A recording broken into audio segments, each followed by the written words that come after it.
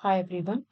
Today we are going to discuss a very small but very important topic, that is lower uterine segment. ये lower uterine segment क्या होता है, कहाँ पे होता है, कैसे बनता है, ये सारा हम लोग इस टॉपिक पे डिस्कस करेंगे. तो this figure is showing, just a minute.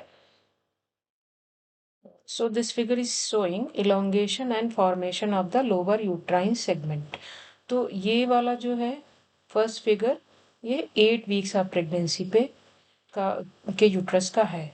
जो नॉन प्रेग्नेंट यूट्रस होता है तो वहाँ पे अगर हम देखेंगे तो lower uterine segment, non pregnant uterus में एक पोर्शन होता है इस्थमस, वहाँ से बनता है. सो lower uterine segment is developed from the isthmus of the non pregnant uterus. तो अब इस्थमस क्या होता है? Isthmus is the area bounded above by anatomical internal os and below by histological internal os. तो ये अगर हम देखें तो ये बॉडी ऑफ द यूट्रस है, ये सर्विक्स है, ये वजाइना है, ये सर्वाइको यूट्राइन जंक्शन है. तो ये वाला जो ओपनिंग है दिस इज एक्सटर्नल ऑस, और ये वाला जो ओपनिंग है वो इंटरनल ऑस है. तो this one is anatomical internal ऑस. और जो हिस्टोलॉजिकल इंटरनल ऑस होता है वो जनरली एनाटॉमिकल इंटरनल ऑस के साथ कोइंसाइड करता है. In non pregnant uterus only a few millimetre of difference is there between anatomical and histological internal os. But जब प्रेगनेंसी होती है तब ये दोनों डिस्टिंक्ट हो जाते हैं.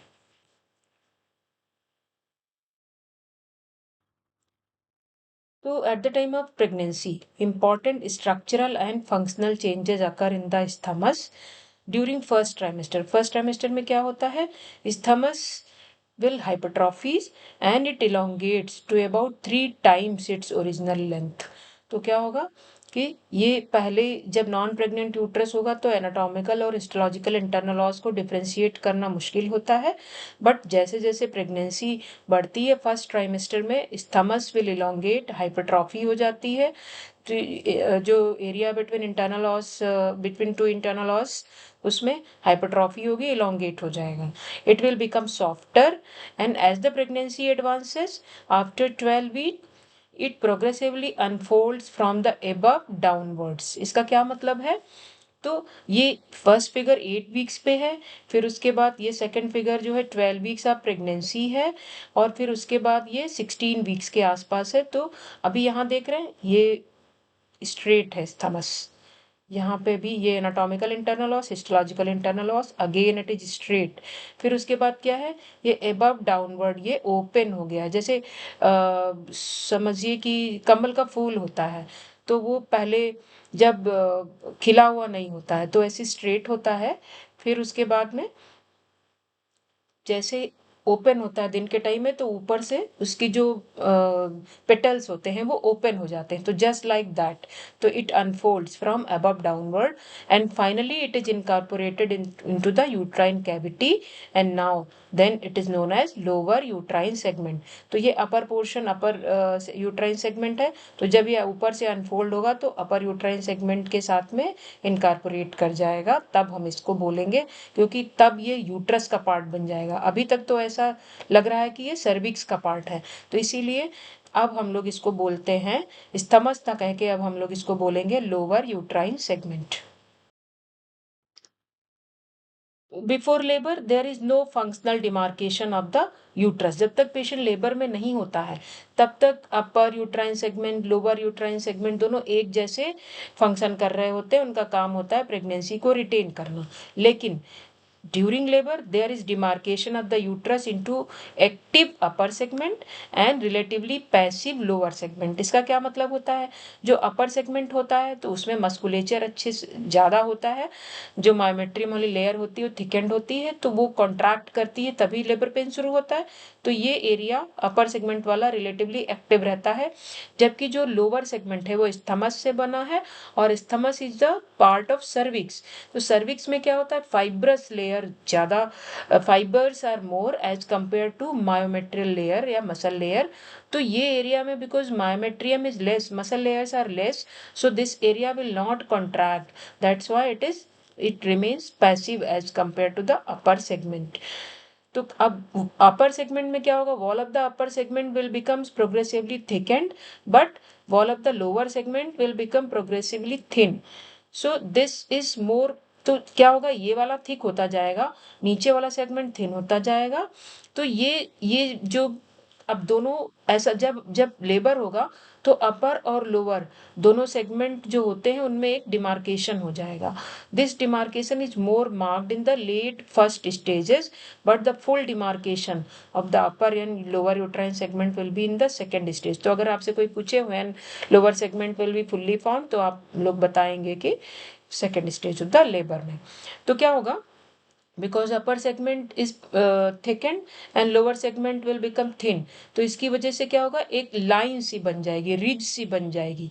और distinct ridge is produced at the junction of the two segments, which is known as physiological retraction ring, and this should not be confused with the pathological retraction ring, which is a feature of obstructed labor. बस ये है कि एक demarcation type का बन जाता है अपर active segment और लोअर पैसिव सेगमेंट के बीच में, एक लाइन सी चारों तरफ सर्कुलर, समझ लीजिए कि दोनों जहाँ पे upper uterine segment lower uterine segment का जंक्शन है वहां पे एक बैंड टाइप का आपने चढ़ा दिया है, तो उसको बोलते हैं फिजियोलॉजिकल रिट्रैक्शन रिंग. इसको फिजियोलॉजिकल इसलिए बोलते हैं क्योंकि ये कोई पैथोलॉजिकल थिंग नहीं है, ये नॉर्मल पार्ट ऑफ लेबर है. तो ये है स्टमस वाला पोर्शन, ये एनाटॉमिकल इंटरनल ऑस वाला पोर्शन था, ये हिस्टोलॉजिकल इंटरनल ऑस था. फिर उसके बाद जब लेबर में आ गया, पेशेंट को लेबर पेन होने लगा, तो ये अपर यूट्राइन सेगमेंट है ये एक्टिव है और ये लोअर वाला uterine segment will become relatively passive. तो एक यहाँ पे एक चारों तरफ इसके रिंग सी बन जाएगी जिसको बोलते हैं फिजियोलॉजिकल रिट्रैक्शन रिंग. तो ये अब क्या होगा, अब अगर यहाँ पे कोई पूछे तो यहाँ पे तो अब ऊपर में एनाटॉमिकल इंटरनल लॉस, नीचे हिस्टोलॉजिकल इंटरनल लॉस है, जबकि यहाँ पे क्या है, ऊपर में ये जो एरिया है अपर और लोअर यूट्राइन सेगमेंट का, इस यहाँ ये क्या चीज बन जाएगी, now it will become physiological retraction ring. अब नीचे किससे बाउंडेड है lower uterine segment, it is bounded by the fibromuscular junction of the cervix and the uterus. तो ये वाला पोर्शन तो सर्विक्स है, यहाँ भी ये सर्विक्स है, यहाँ भी सर्विक्स है, यहाँ भी सर्विक्स है, बट लोअर यूट्राइन सेगमेंट है ये. तो अब ये जो स्टमस वाला पोर्शन है ये लोअर यूट्राइन सेगमेंट में कन्वर्ट हो गया, यूट्रस का पार्ट हो गया. तो अब ये सर्विक्स और यूट्रस का ये जंक्शन है. तो now the boundary of lower uterine segment above is physiological retraction ring and below is junction of the cervix and uterus. So what are the other anatomical features of lower uterine segment? It is fully formed during labor, अभी हम लोगों ने discuss किया है. और इसी के just आगे जो ब्लैडर होता है वो रहता है, और ब्लैडर और यूट्रस के बीच में जो यूट्रोवेसाइकल फोल्ड होता है पेरिटोनियम का वो रहता है. तो at that area peritoneum is loosely attached interiorly, जबकि अपर यूट्राइन सेगमेंट में जो पेरिटोनियम है सिरोशल लेयर उसको आप डिफ्रेंशिएट नहीं कर सकते यूट्रस से, इट इज फॉर्मली अटैच्ड. लेकिन यहाँ पे लूजली अटैच्ड होती है, इसी को पहले हम लोग कट करते हैं lower uterine segment caesarean section करते समय. तो इसको इस पेरिटोनियम को कट करते हैं क्योंकि ये लूजली एडहेरेंट होती है, फिर इसको पुश करते हैं तो आगे क्योंकि ब्लैडर होता है तो जब इसको नीचे पुश करेंगे तो उसके साथ में ब्लैडर भी नीचे चला जाएगा and we will be relatively safe during the cutting of the uterus and bladder will not be injured.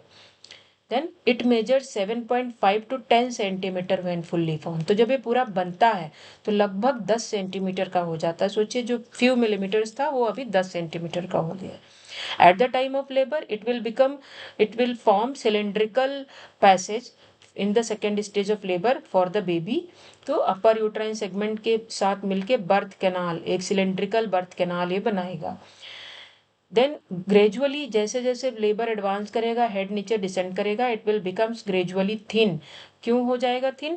Because the muscle fibres will relax to accommodate the head of the foetus and muscle fibres are drawn up by the muscle fibers of the upper uterine segment by contraction and retraction during labor.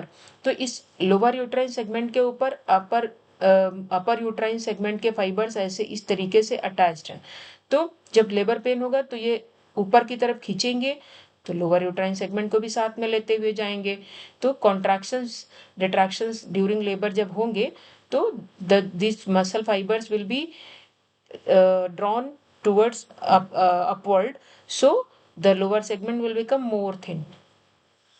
Then why the third reason why it will become thin, because of the descent of the presenting part, which causes further stretching of the thinning out of the wall. तो जैसे जैसे head नीचे आएगा तो stretch करेगा इसको lower uterine segment को, तो ये और थिन हो जाएगा।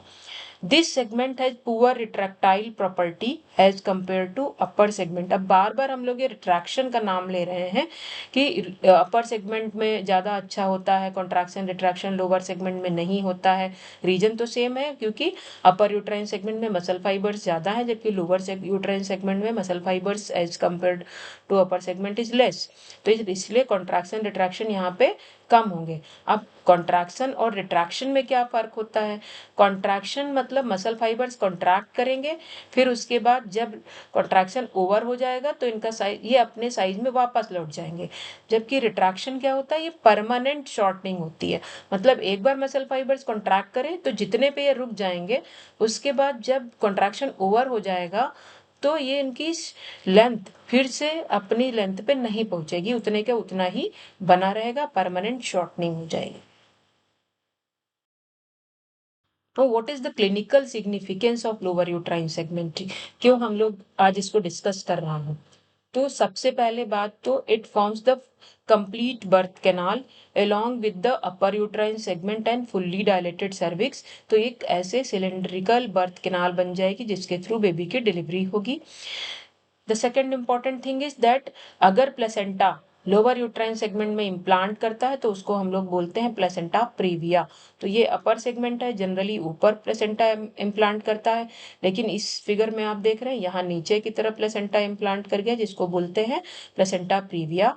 अब क्योंकि यहाँ पे मसल फाइबर्स कम होते हैं, नॉर्मल जो फाइबर्स होते हैं वो ज़्यादा होते हैं, तो इसीलिए यहाँ डेसिडुअल रिएक्शन अच्छा नहीं होता है।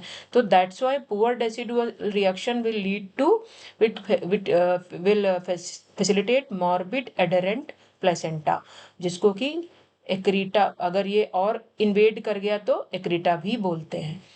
So it is comparatively passive segment of the uterus as compared to upper segment. So the postpartum hemorrhage is more if placenta is implanted here. तो हम लोग जब PPH पढ़ेंगे तो हम लोग देखेंगे कि यूट्रस का जो मसल फाइबर्स हैं उनके कॉन्ट्रैक्शंस का बहुत ज़्यादा रोल होता है PPH को प्रिवेंट करने में, और यहाँ तो लोअर यूट्राइन सेगमेंट में बहुत कम मसल फाइबर्स हैं।